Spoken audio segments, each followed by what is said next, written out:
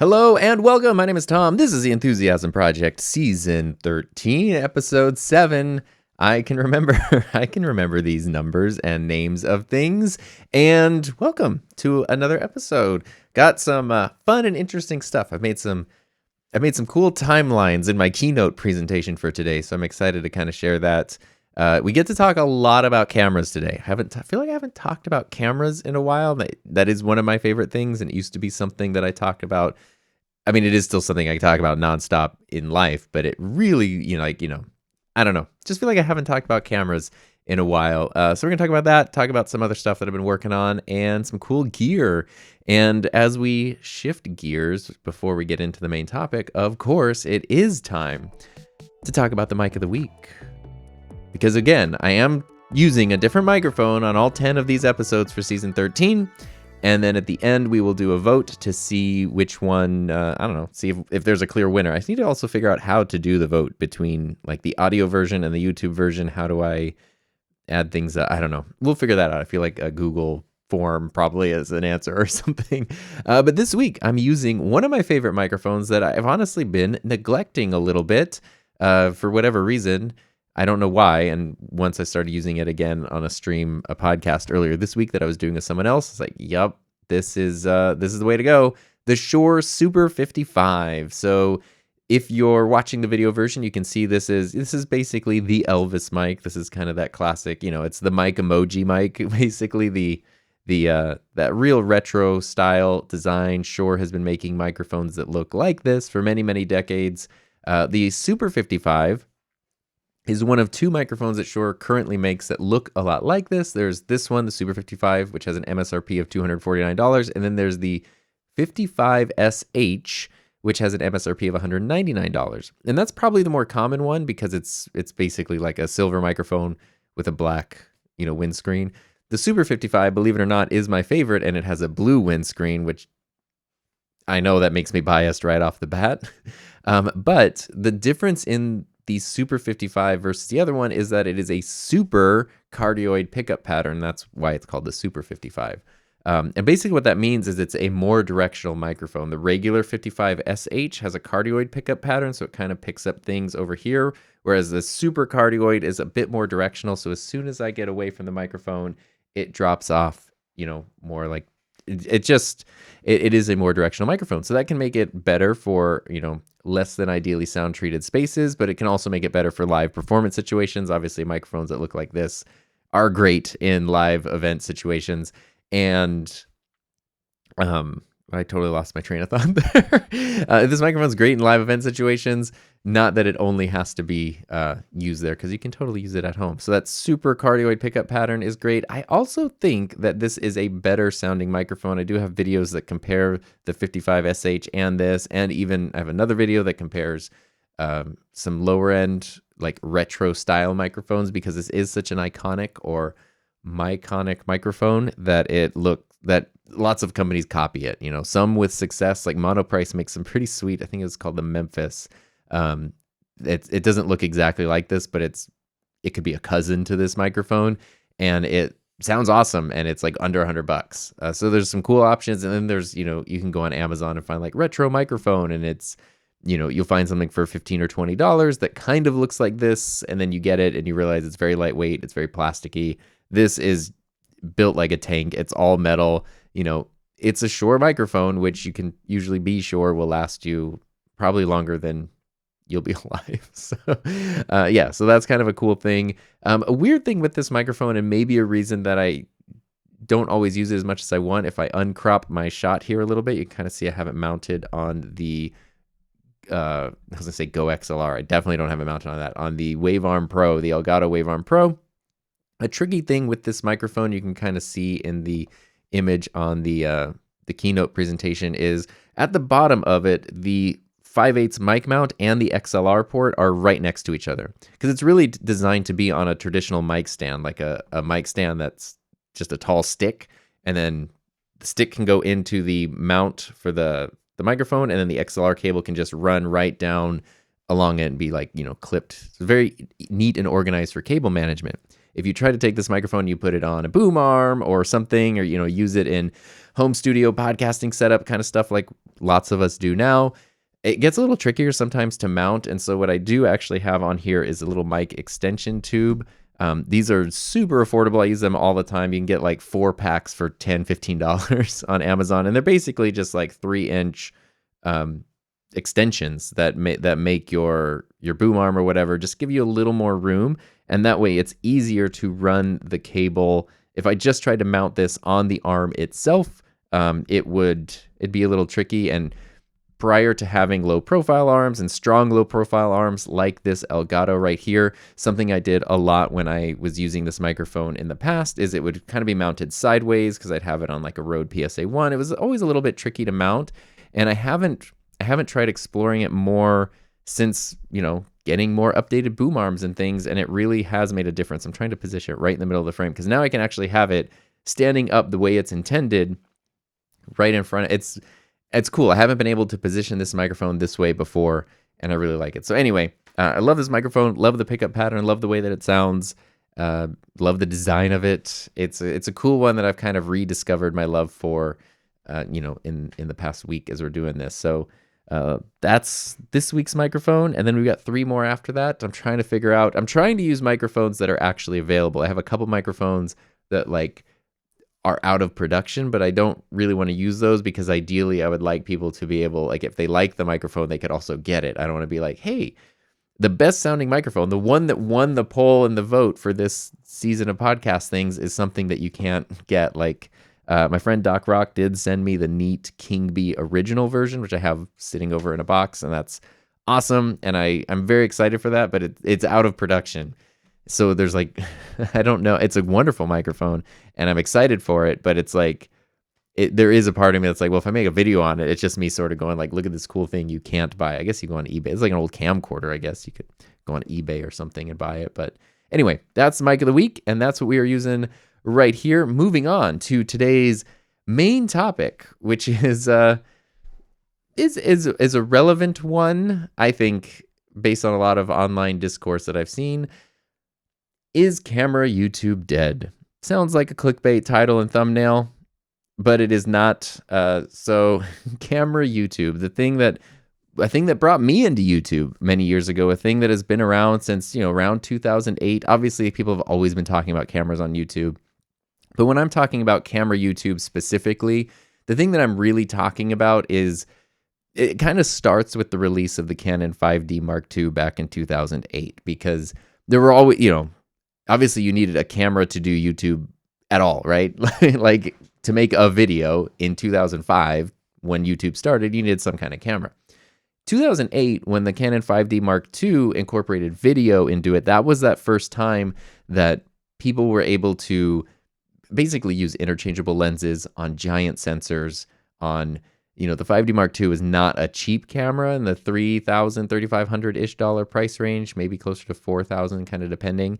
And that is, back in 2008. So I don't know, with inflation, that's like $48,000 now or something.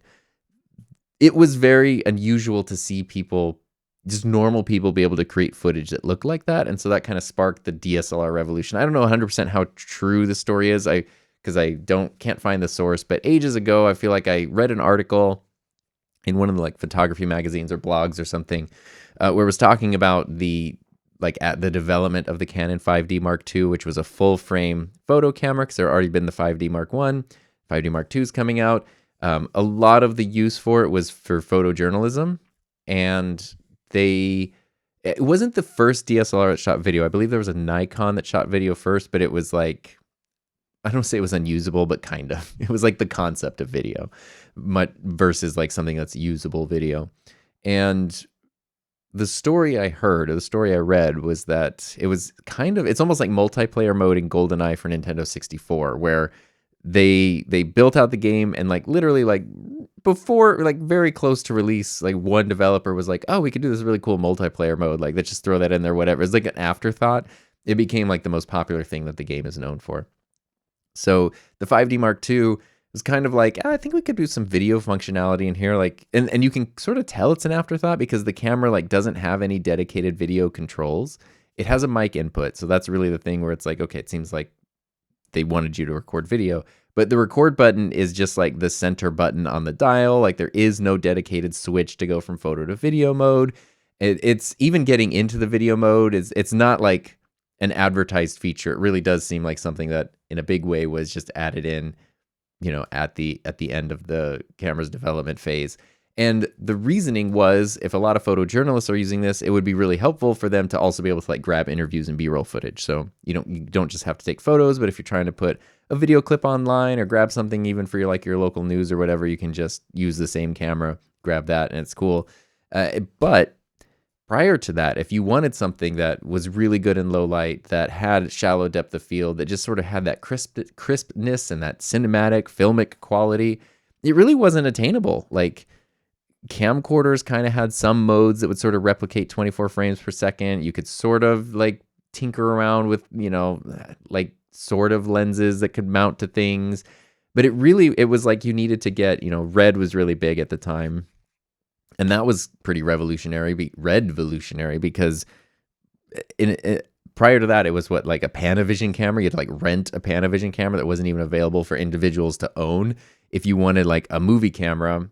And that is not in the budget of most people. And then you're also shooting on film. And then Red came out with, you know, like 4K cinema cameras that could use interchangeable lenses and could look pretty much every bit as good in a lot of ways as traditional movie cameras. And they were down in like the 5-figure range, and which is still very expensive, but at least like a small company could afford one or two. Someone could take out a small business loan and get one or something. It was less unattainable. And then the 5D Mark II comes out. It's, you know, whatever, $3,500 we'll say, and can shoot footage that looks almost exactly the same as the Red. I know it's not exactly the same, but like in 2008, it felt pretty much the same. And that was where it was like, oh my God, like suddenly everything changed. It really was. It really, really was a revolution. And I feel like now with being so used to things, the fact that our phones have cinematic modes, we kind of forget what a huge deal that was. And you know, Canon kind of kept with that. So the 5D Mark II in 2008, and then there was the 7D in 2009, which was like basically the crop sensor version. And that was the one. The 5D Mark II always felt way out of my, like, that was the one I wanted, but it was like not ever going to be possible. The 7D, I think it was like $1,900 MSRP around then. Still felt like impossible. I never got one because it was at the time. I was just like a poor college student. I couldn't get this. But I really wanted it. And that was the one I was like, I remember watching lots of YouTube videos where it was just someone would put, you know, 45 seconds of footage from a 7D and it's just out of focus shots of their neighborhood or whatever. And I'm like, this is amazing. And then there was the T2i in 2010. I know Canon did have the T1i, which is like their Rebel series, the more entry-level camera. The T1i did have some sort of video thing. I think it was limited to 720. Again, it was kind of like not super usable. The T2i was an under $1,000 camera that had, in a lot of ways, more video functionality than the 5D Mark II did.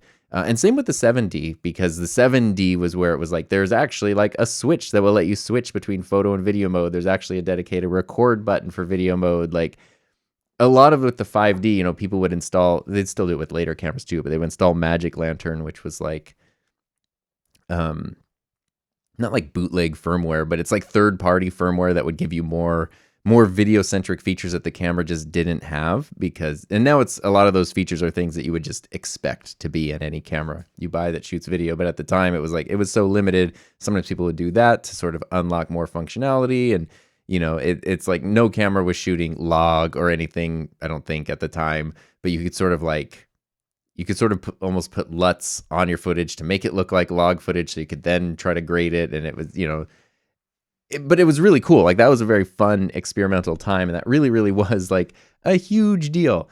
And it was very cool that it got scaled down. So the T2i was a camera that I ended up ended up getting. And at the same time too, as Canon's doing this, that kind of made them the default, which is why when I switched to Sony cameras several years ago, like I was so frustrated with Canon because I was like, you had it and you dropped the ball, which they did. And I feel like they've recovered in terms of what they offer. They've recovered pretty well now. Like the R series cameras are awesome, but it's like they got so comfortable and complacent where they were because they were kind of the go-to only option for such a long time. But as that was happening, other companies were paying attention to stuff, right? Like Micro Four Thirds cameras were coming out, which are mirrorless cameras, bigger mirrorless, crop sensor, full frame mirrorless cameras. If you remember, like the early Sonys, in like 2014, I think maybe the first A7 came out somewhere around then, and it was like, this camera has terrible battery life, overheats like crazy, but the footage looks amazing. Also, there's no autofocus, I don't think, or no good autofocus. But the footage does look amazing, and the low light performance is unlike anything we've ever seen in a camera before. And it's like, is this what mirrorless cameras are going to be like? And then Micro Four Thirds cameras came out, which was basically like, now we can do 4K stuff. We can do all kinds of cool stabilization. The whole point of a Micro Four Thirds sensor was basically now, you can get a full frame mirrorless camera that doesn't overheat, that has good stabilization, that has great autofocus, all these things. 10 years ago, it just wasn't possible to do that. It's the same way like I kind of rant sometimes about why video switchers don't have 4K modes, because it's just currently technologically not really possible. But in 5-10 years, it'll probably be pretty common. We're just not there yet. Going back to Micro Four Thirds, it was sort of the same thing. If you wanted a camera that could have good battery life, have all those features, not overheat, you needed a smaller sensor. And so companies, like Panasonic and Lumix came out really big with Micro Four Thirds, which opened up a lot of options for people. Sony was obviously then like going really hard down the mirrorless road, and that was big. Like there were big things happening all the time, right? Like every new camera release was a big deal. Progress was being made. Like there were huge changes as people were also jumping in and discovering like I could actually make this stuff, and prices were coming down. It was, it really was a really awesome time. And I think we kind of forget sort of how big that was a lot of the time. And then as time goes on, things kind of plateau. Like now, you get a mirrorless camera from any of the main companies. Get a Sony, a Canon, a Lumix, an Olympus, a Nikon. They're all pretty awesome, There's nothing really to complain about. Some might be more suited to others, or you might like the lens system of one camera or over the other or whatever. But it's like you're not going to get a bad camera. You're not going to have the extreme limitations that kind of did exist in the past. Like, if you want 4K, you're only going to be able to shoot for minutes at a time, like literally 4 minutes at a time, maybe. You want good autofocus. Okay, well, it's going to limit you to this kind of thing. Like that doesn't really exist anymore. And so actually, I was thinking about my own personal like camera timeline, because again, that was a crazy, decade plus of camera development. And so I was thinking of, for me, what it kind of started with, I mentioned that I got the T2i, but that was not my first DSLR. So I don't want to go through every camera I've ever had. So I'm not going to talk about like GoPros and action cameras or webcams or point and shoot cameras or anything. We're just going to talk about my journey through DSLR and mirrorless cameras. And I'm curious if this matches up maybe with yours, and maybe also can give you some perspective about where I'm coming from. So I always kind of had, I've always had camcorders since I was a kid. I've talked about that many, many times, whether they're hand-me-downs or something I saved up for. Getting into like later, well, actually, I had I don't know if you remember, but Canon had like these, they were called ELPH, ELPH cameras, and they were film cameras, but they, the film wasn't like a thing you had to roll. It was like, it was just like a little film thing. You popped it in, the camera like rolled the film. It was very easy. It's like easy film camera. You couldn't like preview your image or anything. So I kind of always had something like that from like middle school, high school. I think it was like mid high school. I got my first digital camera, which like was this like Polaroid thing that was very, I don't know, 1/64th of a megapixel or something. Like the image quality was not great, but it was still like, hey, I can put images on a computer. That's amazing. What can we do? Like, that's cool. And so I kind of always had like and then always had like a point and shoot camera. I just remember like, some kind of Canon ELPH. They went to their like, or was it? No, yeah, I just like that. I don't know. I just always had like whatever Canon's little like point and shoot camera was. I think some of them actually could do video as well. But it was like, I don't know what you would do with the video. It was like 360p standard definition, 4:3 resolution. Like there's nothing you can really do with the video, especially pre-YouTube. Where are you even going to upload that? I don't know. But it was fun. Going into DSLRs, I remember like as someone who's kind of always flipped back and forth between like sometimes I really get into doing video specific stuff and sometimes I get really into doing photo specific stuff. I really, video on DSLR wasn't a thing at this time, and I really wanted like a real camera, a camera with the lens. So I saved up a bunch of money. I remember sitting in my little like college apartment and then like pacing back and forth with the order confirmation page on B&H Photo of like, do I order this camera or not? I think I ordered the Canon XTI in 2007. That's not when the camera came out. That's just when I ordered it. In 2007, it came with the 18 to 55 millimeter lens. I think I remember the total being $845 for the kit, which is pretty good. But that was like, I don't barring like rent or like some like life necessity kind of thing. I don't know that I'd ever really spent that much money on it. Maybe a computer. I think, in 2006, I bought my first Mac and I had saved up for like a year. And that was $2,000 to get the iMac that I got. Otherwise, this was like the most expensive thing I ever bought. And the iMac at least was justifiable. Like I need a computer. Like I am in college. I need a computer. I also want to be able to like edit video, edit photo. Makes sense. This was like not a necessity. And I was just so nervous. But anyway, I got the camera. I love that camera. It was awesome. Ended up getting a couple lenses for it because again, that was the thing. I remember buying that camera was when I was like, who would ever spend as much or more money on a lens than they would the camera? The camera's the way cool part. Who cares about the lens? And I had the thought of like, why do I need a 50 millimeter lens? I have an 18 to 55 millimeter lens on the camera. Why would I I can just put that at 50 and it's the same thing. Well, turns out it's not the same thing because when I got that camera, what am I going to do? I'm going to go to YouTube and I'm going to go, hey, Canon XTI. I'm going to see people see reviews on that camera. This is also still more in the blog age, so you could find a lot of blog reviews of the camera and stuff. So I went and looked at all those things and saw what people are using. And obviously the thing that popped up, same thing with message boards, photography on the .net. It's the like Canon message board I went to.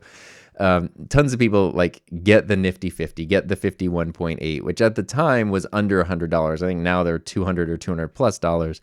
At the time they would be under $100 and you can get this 50 millimeter lens. So a couple months after I got that camera, I got the 51.8, and that was when it was like, oh, this does things that the kit lens doesn't do. But that's why kit lenses are great though, is because they let you do a little bit of everything. So I can see, what I like, what I don't like. Do I want to be wider? Do I want to be tighter? Do I want more background, like more low light performance, whatever it might be. And 51.8 is still a good way to kind of dive into that without feeling too much pressure. And so that was, I remember, of course I'm doing the thing. I'm just in my apartment, like artsy pictures of the remote control and things or whatever. And then, then got really big into light painting where it's, you do like long exposures and do light stuff. And I would try to do like multiple ones and smash them together into like a GIF or something to make animated like lines moving around. Super, like very fun, very creative. I did eventually get, that was kind of crazy. This was maybe like 8 or 9 months after getting the camera, I did get the Canon 55 to 250 zoom lens, which is like such a good lens for the price. I think it's like a $200 lens, $250 lens. Such a good zoom lens. And then those were kind of like my three. It was fun because then the next lens I got was in 2009. I was going on my first trip to New York City. And I was like, I don't have a lens that's wide enough. I want a wide angle lens to take like wide angle city shots, street shots, skyscrapers, all that stuff. So I got the Sigma 10 to 20. And that was like, I felt so cool. I was like, this is like a very specialized, like, I know I needed this lens for a specific, I was just very, very cool. So those were the lenses I pretty much just had. And then the next camera I got, so the XTI does not shoot video. It's a crop sensor camera. I forget the megapixel count, 8 or 9 megapixels, something like that. And it's just a photo camera. Then in 2010, I got the T2i because it came out and it shot video. I think it might have come out in 2010. I feel like I got that pretty close to the time it was released, and it was also like $800, and I was like, oh my goodness, like it's the same price as my current camera, except it can do so much more because it can do video. And I can still use all my existing lenses with it. So I don't need to buy the kit lens. I can just buy the kit with the lens. I can just buy the body only, which is very cool. And that's when I started realizing, oh, the value of being invested in a lens ecosystem is kind of cool as time goes on. The T2i was just like such a fantastic camera. And that was where it was like, I want to do so much with this camera. What do I do? So it's a lot of random footage of, I don't know, nothing, but editing things together, or just, lots of montages about nothing. But it's just like being able to film video in that way was crazy. In 2010, if you go to camera YouTube and you're looking at, Dave Dugdale or Caleb Pike, who's still making videos and has his channel going, or you're looking at like the Film Riot channel, also still around, so much stuff that was like helping you learn how to use these things. And everybody was sort of discovering like different ways to do lighting, different ways to do camera movements, focus, audio, like everything was just coming together. And the T2i was my cool window into that. And so I had that camera for a couple of years. And then the next camera I got in 2013 was the 60D. The reason being is I wanted that flip screen. Like the T2i and the XTI didn't have flip screens, and when you're doing video, like it was funny because I actually have a very clear memory of I was teaching digital media at the time. So in 2012 is when I became a digital media teacher, like full time.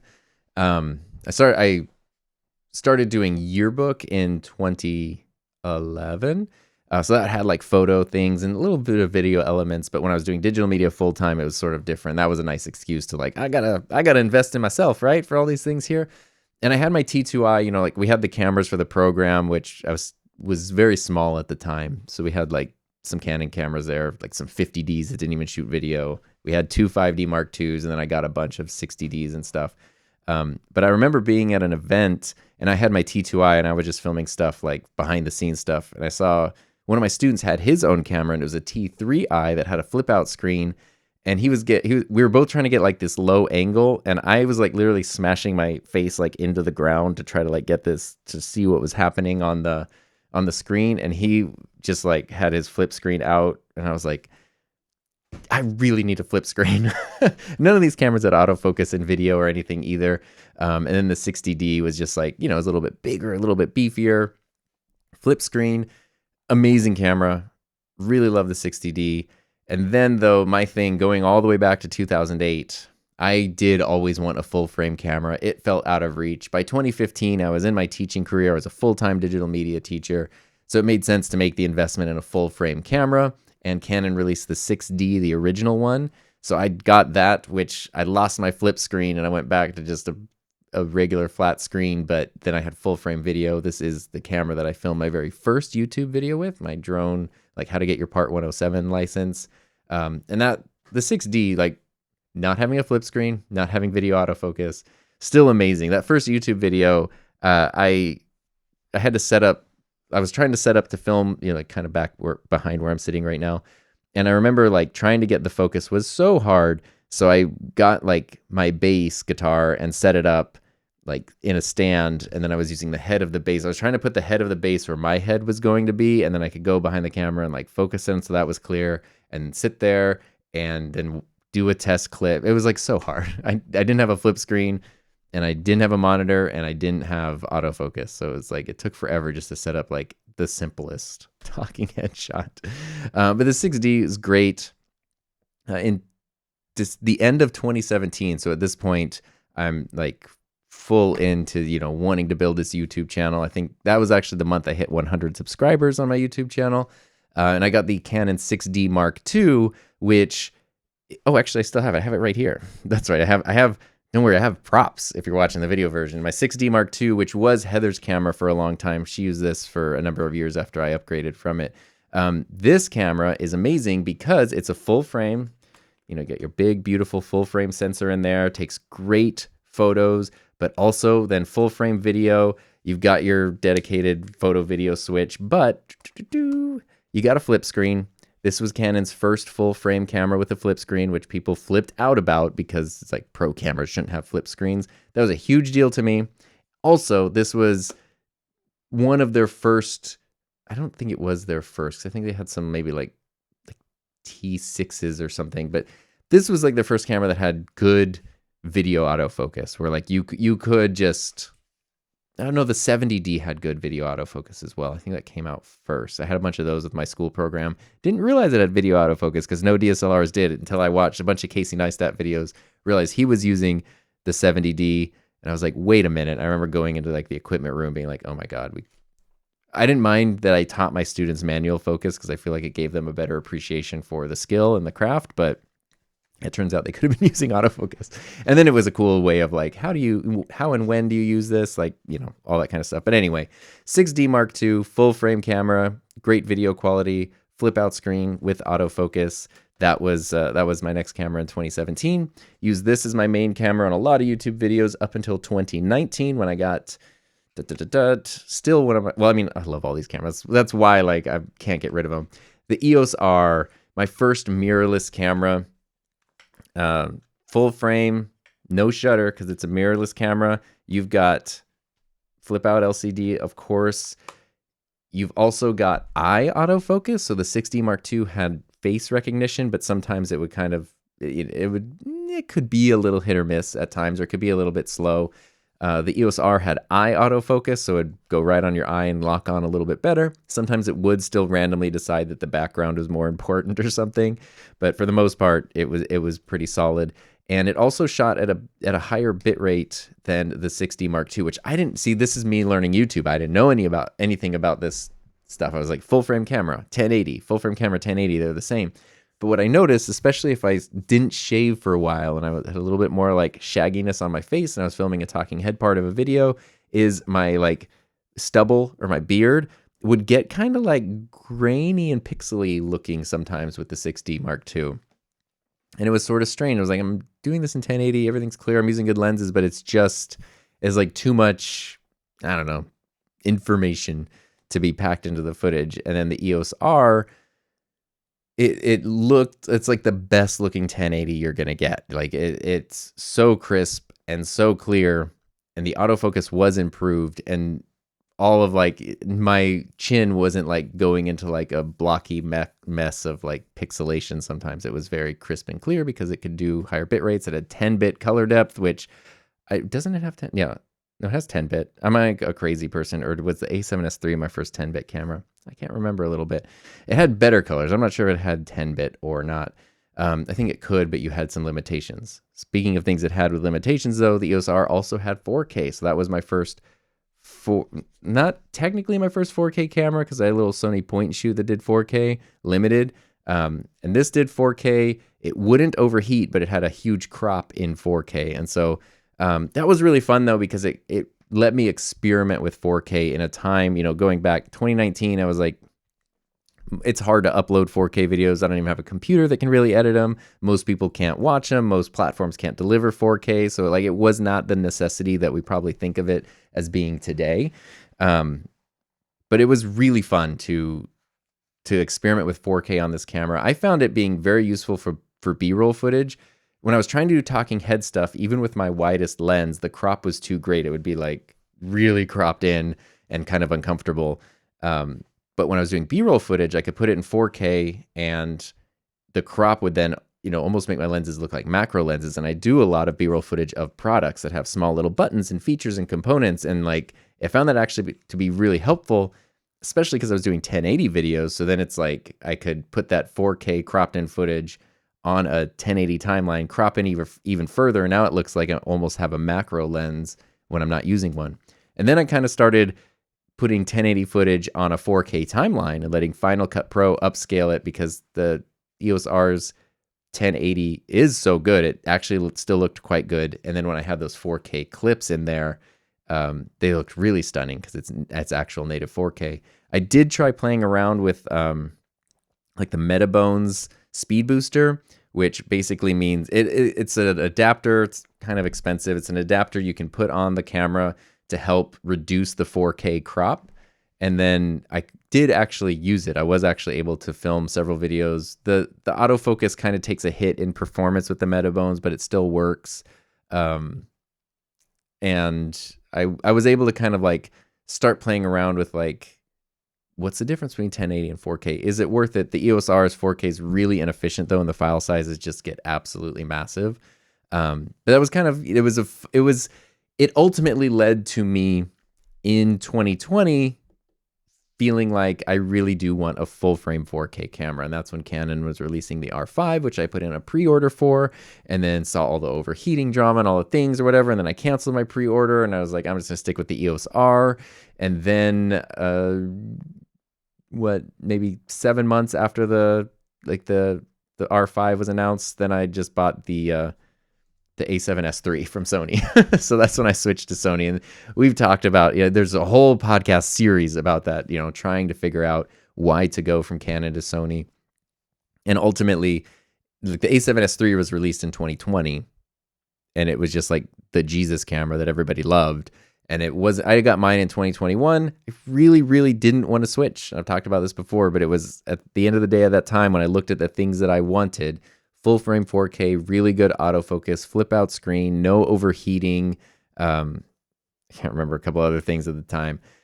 There was only literally, this was the only camera that had those things available at the time. And so it was like, okay, got to go with it. So I got my Sony A7S III, which I got right here. So again, now I've got a full frame camera with the flip out screen and amazing, the best autofocus I'd ever used at the time, and dual memory card slots, and 120 FPS in 4K, and no overheating.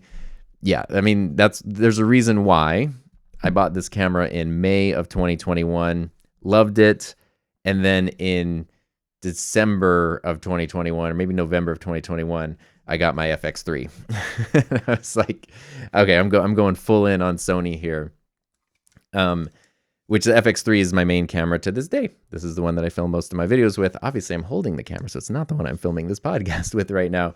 But the FX3, the internals are the same as the A7S III. The body is different, and then Sony has released over the years, since these are now almost 5-year-old cameras, they have released firmware updates that differentiate them a little bit more in their capabilities and things, which is, it's sort of goofy, but yeah, I really love the FX3 because of the form factor, because you get the audio handle. It does have the built-in fan, so I've never had my A7S III overheat, but the FX3, same with the FX30, can't overheat. So it's just been the coolest camera. Ow, I hit my head with the camera. I said nice things about it and it hit me. So those were pretty great, and I'm really glad that happened. I know some of you probably know this, but I got the A7S III. At one point, I did have 2 EOS Rs because I was like, I needed a second camera. Heather was using my 6D Mark II, so I was like, okay, I'll get another EOS R, and it was really nice having 2 of the exact same camera for workflow, because everything just matches. You don't even have to look at the back. I can just reach around the back of the camera, know what the buttons are, everything's good. So I sold one of my EOS Rs to help fund the Sony purchase, sold the Metabones adapter and even some lenses and things, which is why, going back to my cameras, I gave my XTI and my 6D to my mom, so she has those. I gave my T2i to a student who, I don't know if he still has it. That was a long, long time ago. I sold the 6DD to fund the purchase of the 6D. The 6D Mark II is still here, and it was Heather's camera for a while. The EOS R, the original one that I got, I still have it. And Heather didn't really use this. This was my 3rd camera. Still is my 4th camera. Sometimes I use it. I actually use it a lot, and I use it a lot for when I do mic'd up videos for hockey and stuff. I use this because why did I use? Oh, I probably don't need to use it. It was the only lens. It was the only camera that had a good zoom lens with autofocus. But now I have some Sony zooms. But yeah, I would just even film vertically with this, and it's a great camera. This is also the camera filmed Heather and I's wedding, so I just can't get rid of it. It's such a good camera, even if I don't use it as much as I want. And then obviously I still have my 3 Sony cameras, even though I've only talked about 2 of them right now. Because I got this one, I remembered how nice it was to have 2 of the same camera. I wanted to get another one, and at that point I was ready to invest in, this was my full-time job in 2021. It was just crazy. This was a huge purchase to make after becoming self-employed, and it did. as great as this camera was, it honestly, for the first 6 months, it kind of showed me how great the EOS R was, because I was like, the footage doesn't look that much better. Like things, it honestly took me about 6 months to not only get to understand how to use the Sony a7S III in a really good way, but to really start to then be able to work with it in a way where it felt like the EOS R wasn't able to keep up. I know there's the thing of like, I'm still trying to match Canon and Sony colors, which can be a little bit tricky. But I felt like the EOS R was holding up a lot. So initially the a7S III, I didn't regret it. I was like, I'm glad I have this camera. It's wonderful. It lets me do things I couldn't do before. But it also showed me like, wow, the EOS R was pretty amazing and holds up really well. After about 6 months, when I was getting more proficient with the a7S III, that was when it was like, okay, now I'm not wanting to cut to footage from the R as much, because I'm noticing the difference in color. I guess the R is only 8-bit, because then the 10-bit, I was like, who cares? 2 more bits. Turns out that's a lot of extra colors and a lot of extra color information, and the autofocus was just a lot more reliable. And it just, I don't know, I just decided that I wanted a second a7S III. But if you remember in 2020, the shortage on everything, it was impossible to get one. Like they just weren't available. You just couldn't buy one. And the only thing that was available that I could find at the time, at the end of 2021, was an FX3. There was like one brand new retail FX3 available online in the United States that I could find, or maybe even on the internet. But I ordered this from Full Compass. It's like not one of my normal places, like B&H, Adorama, all those places, no options. So I ordered the FX3 from them because it's the only thing that was, it's literally was the only one. They had one in stock, and that's the only store that I could find that at any full frame Sony, like the FX3 or the a7S III in stock. And I'm so glad I got it. I was a little bummed at first because I wanted that ease of like 2 of the exact same body. But then I very quickly realized like there's a lot about the FX3. Even just things like the tally lamps and having multiple record buttons. So wherever you're at, it's kind of easy to hit a record button. You know, the audio handle became huge right away for me. And that, I felt bad, but it became my main camera like right away. And then the a7S III became my secondary camera. And yeah, and then I was using my EOS R as like a hybrid camera when I needed photos as well. But that became a little bit annoying because it was like, if I'm going somewhere where I want to do photos and videos, these cameras with their 12 megapixel sensors, not the best for photos. They can be okay, but not the best, especially if you want to print things out kind of bigger or crop in and edit them in a certain way. The EOS R is great for photos, but then for video, I was like, well, now I can only get, you know, basically 1080 video, and I don't have like the cool stabilization. I can't do 120 frames per second. So January of 2022, I got the A7 IV, which is the camera that I'm recording this podcast with, so I can't hold that up right now. And I got that specifically, even though it's an expensive camera at $2,400, I got that specifically to be my like hybrid take everywhere camera. So if I want to do something that's photos, it's that camera. If I want to do photo video, it's that camera. If I'm going on trips and things, that's usually the camera that I take, because even though it's still crazy expensive, it's less expensive than the other two.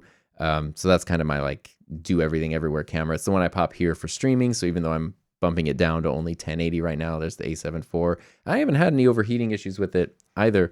And then the other fun tidbit is Heather was able to get the, it's actually a friend gave us the Sony ZV-E1 for her. So she has, so that's what she's using now. She made the Sony switch to 4K last summer. She's using the E1, which is basically like the sensor of the FX3, if I'm not mistaken, but in a smaller compact body. And that's been absolutely amazing, because she was using the 6D Mark II, which the thing about this, when you're using it for streaming and stuff, is it has video autofocus, but it doesn't have clean HDMI out. If you have autofocus turned on while HDMI is running out on the 6D Mark II, it keeps the box over your face. So you can get rid of all the display information, but it will keep the focus box over your face. So the only way to get rid of that is to flip it into manual focus. So for all of those years, Heather was using manual focus, which she didn't mind, because then the focus wasn't hunting or anything, but it was like, you know, she couldn't hold something up to the camera and have it focus on it. She couldn't move too far forward or backward. So when she decided she did want to go to 4K, and we were going to get the ZV-E10, that's why like I borrowed one from Sony of the Mark II, and then the original from B&H, so that I could like try out those cameras, because we were going to get one for Heather's studio, so she could have 4K and she could have autofocus. And then we just ended up being gifted an E1, which was just amazing. It's nice to have nice friends. And then it was like, you got full frame 4K with autofocus, and it's such a phenomenal camera. There we go. So that is my camera journey. The reason I want to share that is because it's fun for me to go down memory lane. You might have skipped the playback, that whole thing. I don't know. But I did want to look at the dates, and this is what was sort of interesting, because you kind of notice, I get my first camera 2007, then the T2i in 2010, so that's 3 years. I have that camera for 3 years. I have the 60D for 2 years. I have the 6D for 2 years, the Mark II for 2 years, the EOS R for 2 years, and now we're going on 4 years with the Sonys. That I got them throughout the course of like an 8-month period from May of 2021 to January of 2022 is when I assembled them and made that full shift over to Sony. But in my mind, it's kind of like, they're all older than the time I got them. So, I think the A7 IV came out in 2021 and the S3 and FX3 came out in 2020. So these are 4 or 5 year old camera models that I've had for 4-ish years, coming up on 4 years. And that's the longest I've gone without getting new cameras or needing new cameras. And I have zero interest in getting a new camera, other than the curiosity's sake. Cameras are fun and I want to play with new cameras. But in terms of feeling those limitations, right? Whatever it is, I need autofocus. I need a flip out screen. I need 4K. I need better autofocus. I need better bit depth, whatever. Those limitations aren't there. I feel held back in no way by any of my cameras. So other than just because I want to or something, there would be no reason to get a new camera. And I think that kind of makes the point, going all the way back to, believe it or not, the topic that is related to this, camera YouTube. Going back from a time where things are changing all the time, and it's very exciting to literally, I know whenever Sony releases an FX3 Mark II or an A7 V or whatever, they're going to be better than the cameras I have. And I'm sure when I see how they're better, I'm like, oh, that makes sense. That's pretty cool. There's probably gonna be something I want about that. But there's not going to be anything where it's like, oh my God, finally. I honestly can't imagine there being that, just because of where we're at with technology. And so there's kind of that plateau, and everything has matured a little bit. You see with everything. See with iPhones, right? See with iPods. Remember, the first iPod was this little green LCD screen. It's you can put 1,000 songs in your pocket, and then every year it's now you can have more songs. Now it's got a touch wheel. Now it's got a color display. Now it can play videos. Now it has a camera. Now it's basically a smartphone. Also, smartphones exist, and you see those iterate. But now, phones for the past 6-7 years have basically been the exact same glass rectangles, with slightly different camera specs. Things mature, and then you can't keep innovating at that pace forever, which is fine. There's nothing wrong with that. In a way, that's a good thing, but it kind of makes the point to me about if we're talking about camera YouTube and we go back to, those new periods of oh my gosh, this technology is becoming more accessible. There's new versions of it coming out. Everybody's kind of grasping onto it to it's sort of been around for a while. And yeah, what does that mean? It makes me go back to think about wait, why did I even start watching camera YouTube in the first place? I personally, because I can only speak for myself, did not start watching camera YouTube to keep up with new releases. If a new camera came out, yeah, for sure, I would like to check out and see if someone got one and what they think about it. But that was such a small part of why I started watching it. I started watching it to learn. I started watching it to better understand how to use these things, how to film with them, and especially if you remember those early experimental things, there was a lot of here's how you make a homemade shoulder rig out of PVC pipe. Here's how you could use a camera slider. Here's how to connect a microphone to your camera. And a lot of that, what I kind of liken it to is maybe learning an instrument, right? You want to learn to play the guitar. So you get a guitar and you go on YouTube and you search up how to play one of your favorite songs. There's a very good chance that the person you watch is going to have a different guitar than you have. And if you're a beginner player, maybe you just got the cheapest low end thing that the store had, and if they've been playing a long time and they're teaching guitar and stuff online, they might have many guitars and they might have custom guitars and super high end things, so they're not using the exact same thing you're using. But it doesn't really matter, because The way that they're teaching you how to play the song is the same. A lot of the technique stuff that they're sharing is the same. So it doesn't matter that they're running through amazing amps and pedals and all this stuff, and you're running through like whatever the cheapest amp that came with your guitar is. Like when they say like, make sure, to keep your thumb positioned on the back of the neck and try to avoid having it roll over if you can, like that applies to it. It's so much more about the craft rather than the specifics. You could dig into the specifics if you want. If you wanted to know like, hey, how do I, set up this specific guitar? You could maybe dive into figuring out your specific guitar. If you wanted to learn more about pickups, maybe you wanted to change them out and you wanted to get real specific about different types of pickups to put in your guitar, you could go down those things. But it was like, there was this really nice balance of gear versus craft. And, you would see like, this is how to do something. This is what you can do with it. And then sort of more specific things. And I think that was a really cool thing, like gear versus craft. You might want the higher end thing. Like I would watch Film Riot and want the 5D Mark II that they were using in a lot of videos, but I knew I could do a lot of what I was seeing with my T2i and it would be totally fine. And it's funny because on YouTube, there's a thing where people always say like, oh yes, it's not about the gear. It's about what you do with it. I think that's kind of dumb. Like I understand the sentiment behind it. But I have a whole episode, and I've talked about this a couple times, of gear doesn't not matter. There is a certain point, like, yes, if you have the A7S III and someone else has the FX3, there are differences between those cameras. You're not going to be held back one way or the other. Like you're going to be fine if you have either one of those cameras. And so that's where then we could talk more about like the technique and the craft. But even that can still be like, there's a thing on YouTube where people go like, I don't want to see what you use. I want to see what you make with it. And it's like, no, you don't.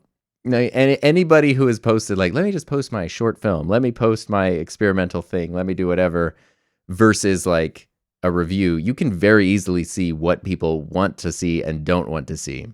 People say they want to see, I want to see what you do with the gear, not the gear itself. Absolutely, you do not. People don't want to see that. I think there's a good balance, though. I don't think it has to be one or the other. I think then you flip to the other side, which is a lot of where like camera YouTube has gone, and that, especially in the case of this place we're in now, which is like this tech plateau, trying to cover every release. Like when someone's videos are just the new releases of a thing, like there's this new model and this new camera and this new camera and that one and this one and this lens and this, it's like sometimes that's fun because the stuff is relevant and interesting and the person's really excited about it. But a lot of people, it's like they sort of get into a rhythm where it feels like, oh, I just have to cover the next new thing. And when there's not a lot of differentiation between older things and newer things, that's a lot less interesting. And so that's where I feel like what's interesting is what can you do with those things? Not necessarily in terms of like, I just want to watch a bunch of bad short films. I was a digital media teacher for over a decade. I have seen enough bad short films to last a lifetime. I've made enough bad short films to last a lifetime. But seeing different ways of using these things, how to incorporate them, like maybe how different tools work with them, how to, like, there's a lot you can still learn that's gear related that doesn't just have to be like focus on a new piece or the newest piece of gear. And I think you can find that really good balance of gear versus craft. And that's maybe where like camera YouTube is sort of stuck. And so if we look at the creator side of things, there is this thing that I've noticed on YouTube as it's grown, because this wasn't even possible until the platform had been around for a while, but we are seeing like different generations of creators. And I don't just mean age, but I mean like there is a difference between someone who is starting a channel today versus someone who's had a channel for 5 years versus someone who's been on the platform for 10 years versus someone who started, grew, did a thing and left. That's creators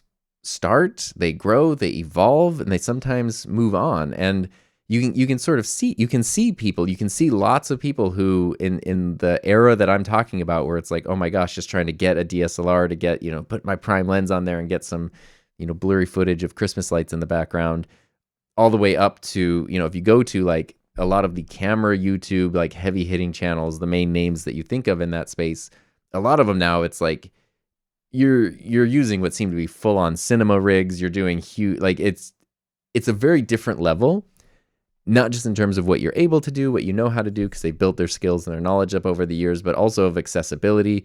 You know, you're using a lot of gear that a lot of people, the fact that like I have seen in the past couple of years, $6,000 to $9,000 cameras be released, you know, like big cinema cameras, and people seriously considering, like, the number of people are like, I should probably get that camera.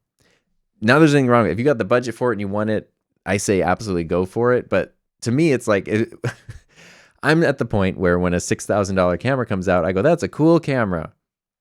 Like, maybe I'll see it in a showroom one day that I could try it. It doesn't even cross my mind that that's the thing to buy.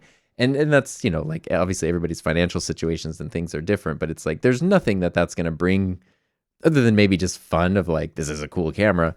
There's nothing that's going to bring to my capabilities that I don't already have. And I think, you know, you see a lot of people who are like, okay, the way that I make my videos is I have a $40,000 camera rig when all is said and done, with the camera and the lenses and the attachments and the monitors and the thises and the that's. And it's like, okay. And the only way we can do what you're doing is to have what you have. It's like, you know, here, I'm going to teach you how to play guitar. I've got this super custom shop, you know, $7,000 guitar. For some reason, you can only make this sound. You can only play the song on this guitar. So if you just got your Squire from Guitar Center, click away from this video, you can't play the song. It's like, that's kind of how it feels. And I feel like that there's some pushback there.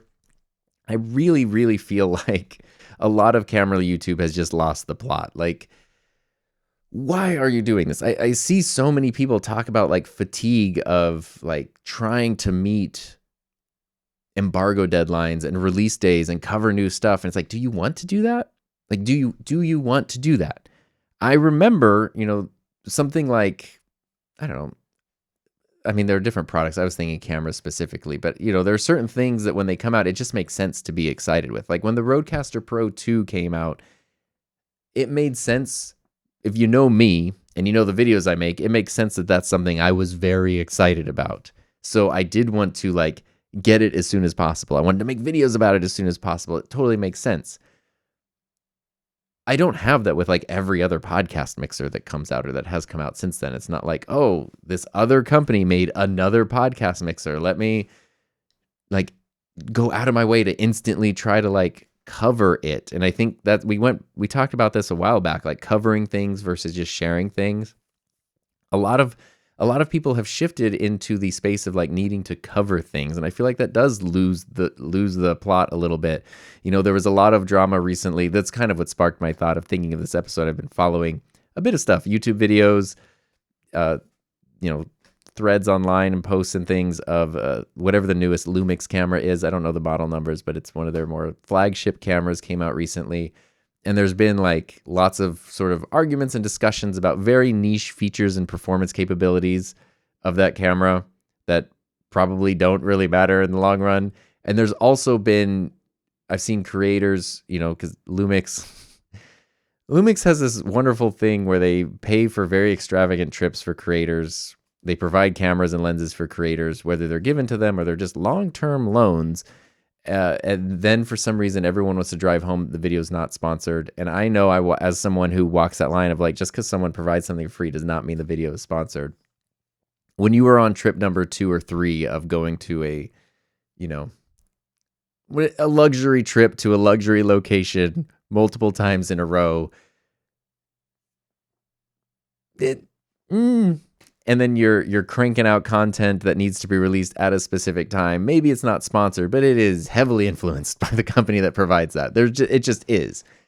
And I've seen people feel like almost angry about that. And then I've seen people angry that their videos on this new camera aren't doing well. And it's like, well, you went to the same place with the same people and made the same video and released it at the same time about the same thing. And you're surprised that a bunch of people aren't watching that.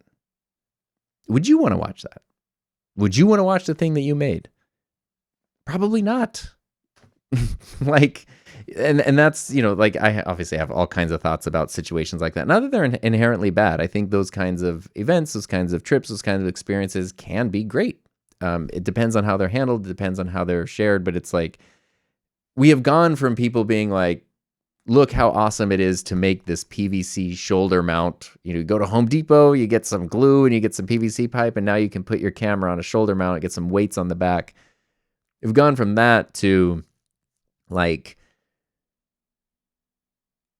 people being upset that the trip they went on for a new camera release didn't lead to as viral of a video as they wanted, and now other people, like a niche feature of this great new camera is like slightly less great in some circumstances, and it's like, what are we?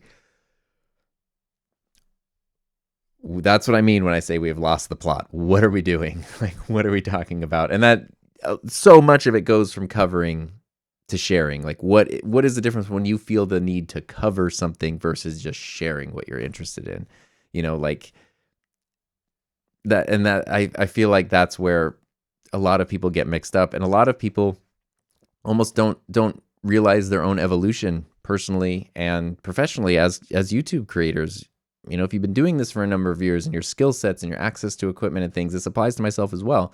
If those things change, your perspective might change a little bit from what it was when you started. But if you're not willing to accept and adapt to that change, it's going to be kind of tricky there. And so I guess to bring all that back, is camera YouTube dead? In my opinion, this is all just my opinion. I think what we knew is probably dead. The thing that if you were like me and you were just kind of addicted to camera YouTube back in, anywhere from 2010 to say 2020, that whole decade, it's probably dead. Things have changed. Tech has changed. Accessibility to that has changed. It used to be if you wanted footage that looked like that, you had to get a DSLR. You had to learn how to use a prime lens. You had to figure that stuff out. Now you can pop your phone into cinematic mode and be like 85% there. And everybody has that in their pocket. So like, things have changed. I do think it's still possible to bridge this gap though, between like covering and sharing, this plateau, gear versus craft. In a way, I almost think this plateau, like this tech plateau where things aren't as exciting and crazy as they used to be, could even be beneficial, because for people who feel the pressure to cover things, it does open up more of that dialogue for the skill and the craft. And like, for people like me and maybe you who are interested in gear, like you just like it. I like the gear. I like the toys. I like tinkering. That stuff is half the fun for me. You can still scratch that itch, even if like a new revolutionary thing isn't coming out every year or every couple of months. Like, you can still find cool new ways to put stuff together. I think Caleb Pike at DSLR Video Shooter does a great job with this. Like, he builds like these crazy custom rigs. He does like 3D printing projects to make cameras more expandable, more accessible, more unique and customizable. There's stuff like that I think can be a ton of fun and have a ton of benefit to people, and be a great way to grow and build your skill set as well. But that's very different than, it's different and it's not. Like, is that really any different than building a PVC shoulder mount from stuff at Home Depot? Maybe it's like kind of going back to, why were you interested in this stuff in the beginning? What were you getting out of it? And there's always going to be new people who want to know more about this stuff. There's always going to be new tools that come out. There's always going to be new ways to use it, and that's what's kind of cool, is seeing how different people use different things differently. And then you can kind of piece that together, versus everybody just like, new thing comes out, let's do the spec sheet thing, and let's just all read the spec sheets and make the same video about it. Like, no one wants to see that anymore. But if you go back to the roots of what made it special and fun in the beginning, I think there are still parts of that, and I still think that's there. And I don't necessarily think that means it's what we knew is dead, but what we liked about it persists. And I will persist to the next section, channel check-in. So we're talking about this. We're talking about YouTube. We're talking about creating. Let's talk about channel check-in stuff here. Some fun things to share. So what I've been working on, the next video coming out, I mentioned this last week because I had just sort of finished working on it, but the next video that I will be publishing is my review of the MV7i.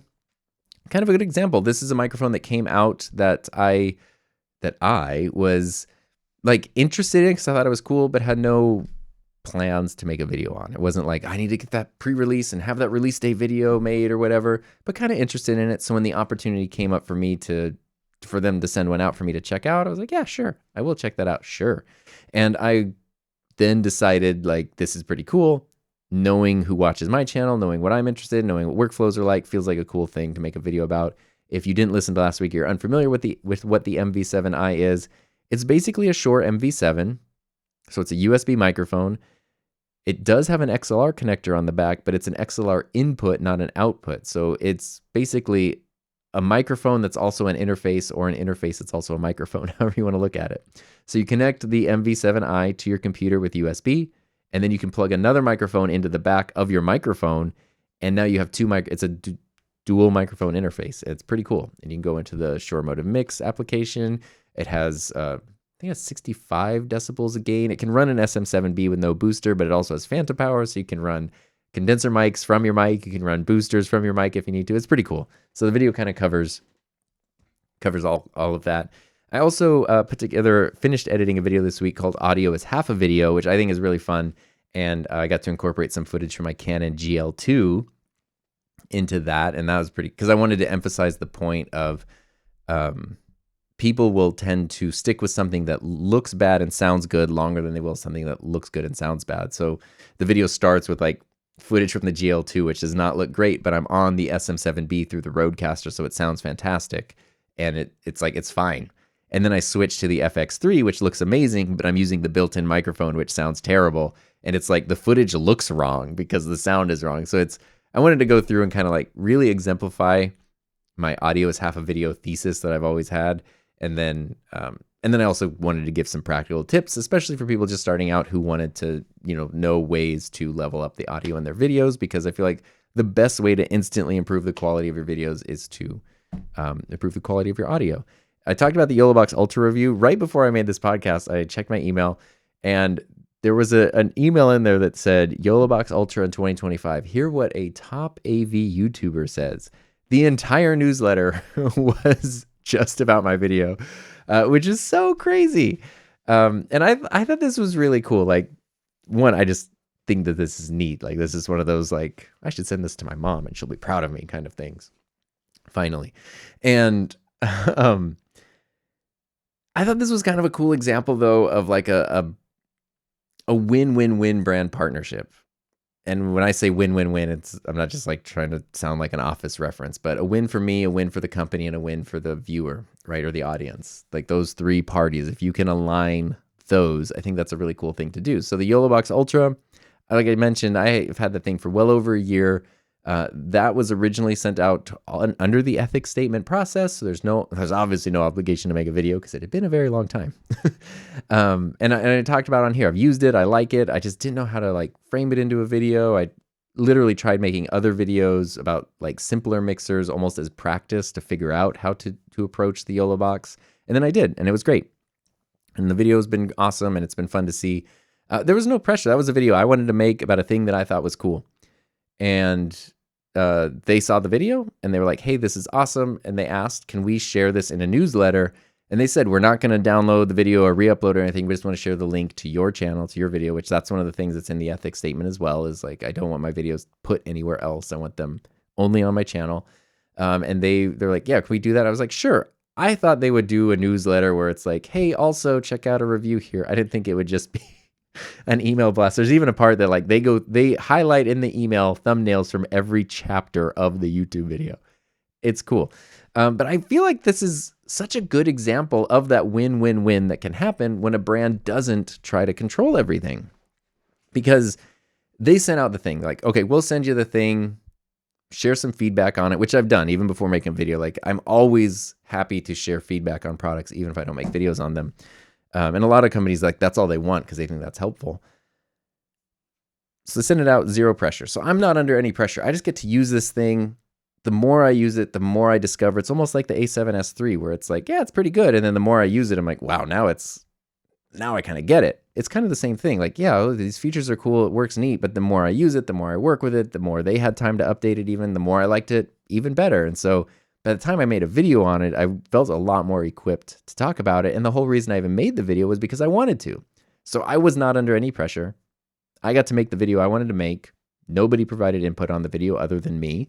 So there we go. I get to make a cool video about a cool thing that I'm excited about. That's a win for me. For the company, they get, there's no doubt that they're sending this out on an email blast because it is a marketing bit of material, right? Like they feel that this can help market it. They didn't edit or cut out the video, so any of like my, criticisms or whatever are still in there. It's still my regular video. But it's a win for them, obviously, because they think this is going to help promote their product. I guess all it cost them was a free product a year ago.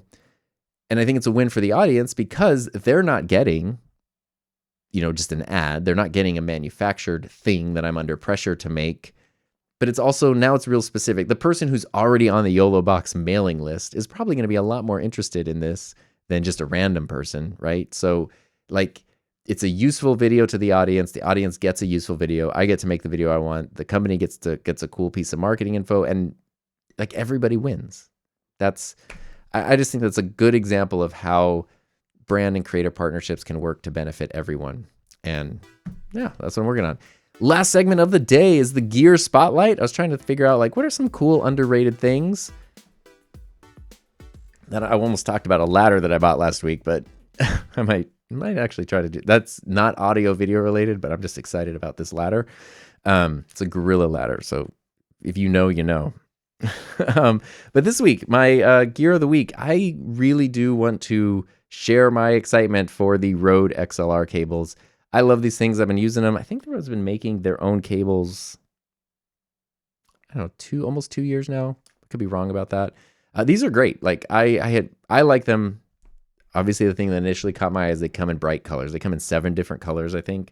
So obviously, instantly, I'm like, cool, because I was going and getting $6-7 whatever no-name brand blue XLR cables I could find on Amazon, and they were okay, except that they totally did like break from time to time, and they stopped working, and it was just like I couldn't trust them. They'd be prone to interference. So I got these. I've had no problem with these. I've used them a lot. I'm using one right now that's permanently wired into this microphone here. It's running through a ton of electronic equipment, zero interference there. I've never had one of these fail so far, and I use them a lot. Like I wrap them up, move them, set them up, different setups. Like there's a reason I have a lot of them. So far, I've never had one fail, which is very cool. I think they're a good price. They're not the $7 cable that I got before, but I knew that was crummy. The MSRP is $35 for a 3-meter cable and $46 for a 6-meter cable. So it's funny because you're like, it's so much less it's not much more money for twice the cable. Why wouldn't you just always get that? If you're trying to wire something up though, and you end up with twice as much cable as you need, it ends up kind of being a hassle, like just for cable management. So I have a mix of both. I have some of the $35 ones and some of the $46 ones. Rode has sent some. I've bought a bunch. Like I love these cables. They're great. Now XLR cables are interesting. And these ones specifically, they have Neutrik connectors, which is that's like kind of the best kind of connectors you can get on an XLR cable. And they are canary cables. So the cables themselves are high quality. The connectors themselves are high quality. But I do actually have a video, if you are a channel member, or even if you're still on the Patreon, I have a video with Alan from SoundSpeeds that I uploaded several months ago, where he actually visited. We're in this room together in person, and I was asking about these cables, and he takes one of these apart and basically points out all the things that are wrong with it and the things he doesn't like about it. Alan is a professional. He's a professional sound guy, but his main job, his main position is he's like a on camera. Boom mic operator is probably not encompassing enough for everything that he does. But chances are he's been doing that since like, I think the 90s at least, or no, I think the 90s, if not the early 2000s. Chances are though, if you've watched movies or TV shows or you've seen and heard something that was boomed by Alan, I can almost guarantee it, over the years. So he's done like Marvel stuff and Netflix things and like he's pro. He knows what he's talking about. He even makes his own XLR cables, and he sent me one a while back. And I was like, he makes them by hand. He gets a lot of these same components, but higher end versions of them. And when he sent me the cable, he said, I thought this was just a huge flex. He was like, don't use this cable on mic reviews because it's going to make the mic sound too good. It's like, I thought it was a joke, but no, the cable is so clear, and it's like impossible the way he puts like a ferrite core in there. Like it cannot it cannot be messed with interference. So basically what it means is like you're going to hear the microphone sound so clean that the average person, when they get their microphone and they plug it into a cable, it might not actually sound, especially if they're listening in like a really nice pair of headphones and that's what your review sounds like and they get it, they're going to have a hard time making it sound the same way. So he's like, only use this on stuff that you're using for the sound, not for reviews and comparisons. And it's true. I've compared that cable and like things sound better through it. But he makes those by hand every once in a while. So it's like, I can't recommend go get one from Alan. So I feel like these, which you can get from anywhere, B&H, Amazon, Rode directly, whatever, they're pretty good. They're affordable and they're in cool colors. They do come in black. You don't have to only get the bright colors. If you want classic black cable, you can still do that. There is another brand though called World's Best Cables, which I think are actually some of the best cables. I haven't used them, but I've had friends that use them or that have tried them out, all of whom have been very impressed with them. And they are roughly the same price as the Rhodes.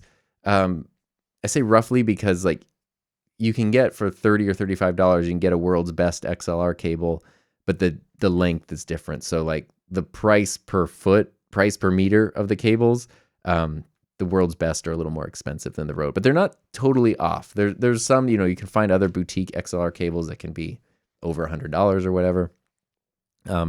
And there's reasons and purposes that someone would want something like that and need something like that. If you have that video, if you have access to channel membership stuff and you want to see the video with Alan, it is interesting how he explains,